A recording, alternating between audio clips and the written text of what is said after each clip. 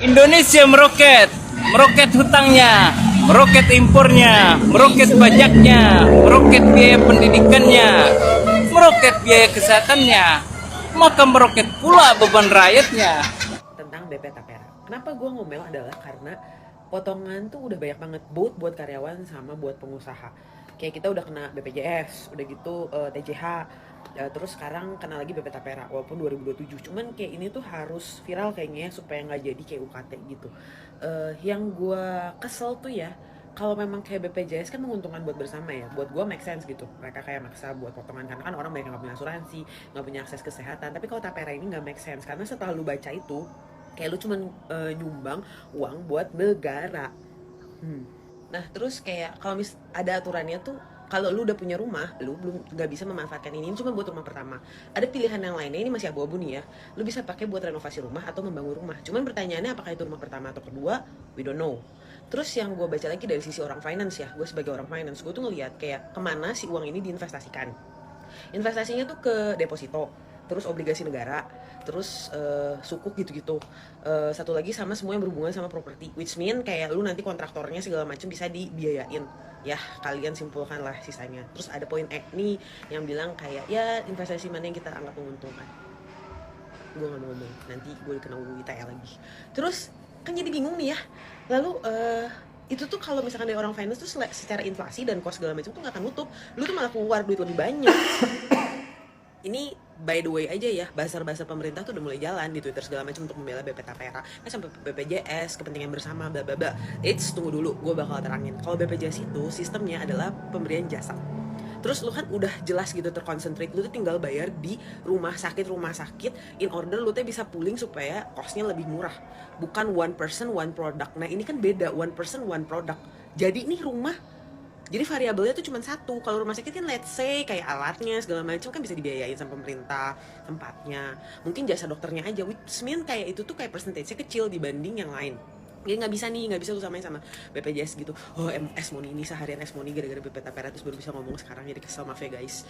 Ya pokoknya sebenarnya menurut gue nggak make sense. Terus nanti ada gongnya nih terakhir. Itu sebenarnya banyak mau gibah lainnya, tapi yang lainnya tuh sifatnya kayak cuman pendapat, saran. Jadi kayak gue nggak berani. Ini kan nanti kayak tiba-tiba Tracy ditangkap polisi karena UU ITE menyebarkan hoax sih, kayak nggak ada ya bro, gue kayak hidupnya masih pengen lebih bebas daripada itu. Anyway, yang gongnya adalah pertama, lu lihat deh di pasalnya bahwa segala pengeluaran BP Tapera bla bla bla itu akan ditanggung oleh si duit si iuran ini, which mean kayak apa, gaji direksi, komisaris, tunjangan dan lain-lain. Lalu gong kedua nih, ini pasti kalian sebel banget deh, gue pun sebel. Iya, keluar balon. Kenapa lagi keluar balon? Yang sebel adalah, lu tau gak, kalau sekarang kan PPh 21, pajak penghasilan orang pribadi itu kan ada natura tuh kena pajak 0,5%. Lu yang dikasih sama perusahaan itu bisa jadi dimasukin natura kayak BPJS TJH.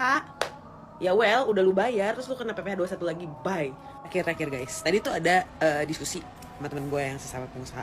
Ya udah sih, worst case scenario apa sih, kita kan pengusaha biasa harus pinter ya. Kayak gimana caranya supaya kita kalau nggak bayar apa sih gitu yang akan terjadi, mendingan minta maaf daripada minta izin gitu kan. Lu tau apa yang terjadi worst case scenario nya? Jeng izin usaha kita bisa dicabut guys kalau kita nggak bayar. Kita harusnya nggak marah sama kebijakan Tapera. Kan namanya tabungan perumahan rakyat. Kita disuruh nabung. Kenapa ya kita susah banget buat nabung? Nah, penjelasannya ada di buku ini. Judulnya Psychology of Money dari Morgan Housel. Menurut buku ini, kita tuh susah nabung karena kita nggak ngelihat langsung duit kita tuh diambil buat apa. Contoh kalau kita nyicil mobil. Duit kita diambil, tapi kita lihat mobilnya ada.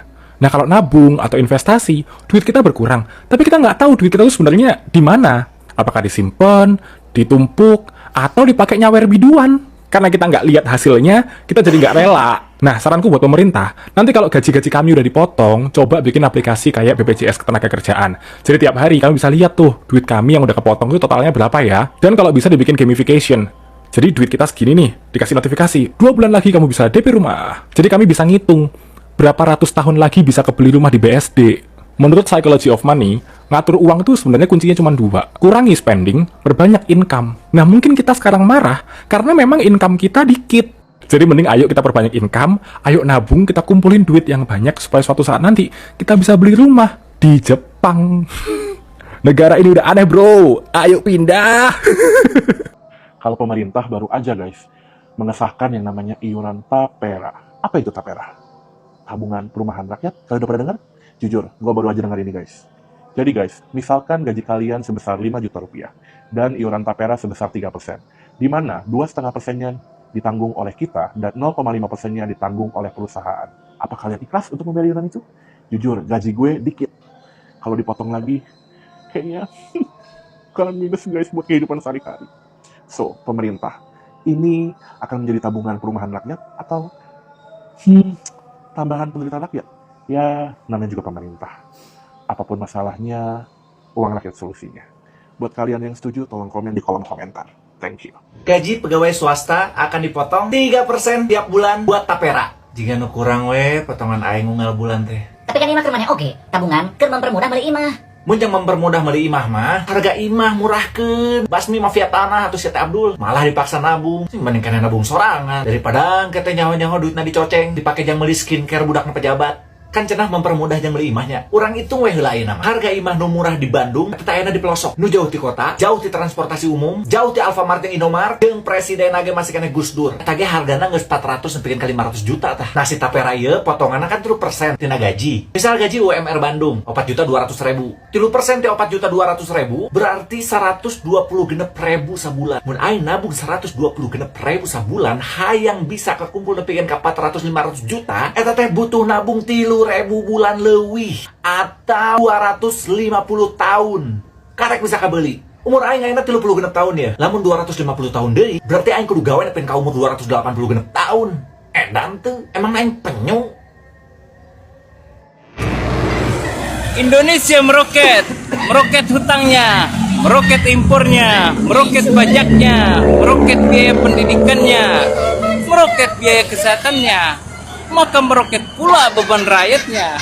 Dan atas keberhasilan yang besar, kusematkan penghargaan untuk istriku, anakku, dan mantuku. Dan kan kuberikan pangkat bintang 4 untuk penerusku, dan bintang 7 untuk rakyatku. Tapera, program pemerintah berkaitan dengan pemotongan gaji para pekerja di berbagai tingkatan, ini terus mengundang kontroversi dan perdebatan serta protes dari berbagai kalangan karena program ini yang memotong 2,5-3% dianggap sangat merugikan rakyat dan tentunya hanya menguntungkan sepihak pemerintah, sehingga netizen di tanah air terus mempertanyakan dan terus mendorong agar pemerintah mengkaji ulang bahkan dibatalkan. Sekali lagi, ini sangat tidak logis karena meskipun seumur hidup dengan tabungan sebesar begitu, apalagi dengan gaji hanya 5 juta, mustahil untuk mendapat sebuah rumah. Perdebatan itu, protes, kritikan dari berbagai kalangan, khususnya netizen tanah air, cukup membuat pemerintah dalam hal ini berpikir ulang, dan ternyata untuk sementara belum bisa diterapkan dan pemerintah akan kembali mengkaji entah secara teknis akan berubah atau memang ada pasal-pasal yang ingin diubah atau dihilangkan. Ini menarik untuk kita nantikan terkait dengan program tapera ini. Sebagian kalangan memandang bahwa tapera adalah tabungan memeras rakyat, tabungan hanya menguntungkan pemerintah, tabungan adalah bukti kecengkeraman di akhir jabatan Pak Jokowi. Apapun itu, kita menarik untuk menantikan bagaimana keputusan, apalagi di akhir-akhir masa jabatan Pak Jokowi yang akan beralih ke pemerintahan Prabowo Gibran.